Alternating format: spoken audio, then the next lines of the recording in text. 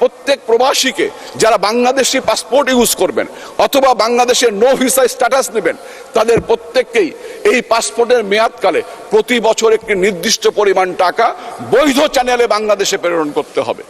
যদি তিনি বৈধ চ্যানেলে বাংলাদেশে প্রেরণ করেন, সরকারি সিস্টেমে প্রেরণ করেন, তাহলে তার পাসপোর্টটি নবায়ন হবে, তার নো ভিসাটি নবায়ন হবে। যদি এটি না করেন, তাহলে পাসপোর্ট এবং নো ভিসার ক্ষেত্রে রাষ্ট্রকে বিবেচনা করতে হবে আদৌ তাদের বাংলাদেশের নাগরিকত্ব বা পাসপোর্ট বহন করার প্রয়োজন। আমরা যখন এই প্রবাসে আসছিলাম তখন কি আপনি টাকা দিয়েছিলেন না আপনার বাপা টাকা দিয়েছিল? হ্যাঁ, প্রত্যেকটা ছেলে যে 4 লাখ টাকা 5 লাখ টাকা খরচ করে প্রবাসে আসছে, তখন আপনার কোন বাপে টাকা দিয়েছিল? আমরা নিজের রক্ত কামানো টাকা দিয়ে রুজি করে এখানে টাকা ইনকাম করতেছি।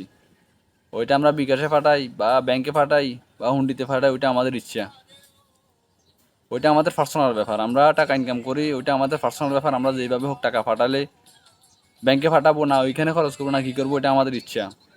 আর আপনি কি বললেন আমাদের ফাস্টফুড এই হবে না ওই হবে না, করিয়েন না, কোনো সমস্যা নেই, কারণ আমাদের কোনো কাজে আসে না আপনাদেরকে।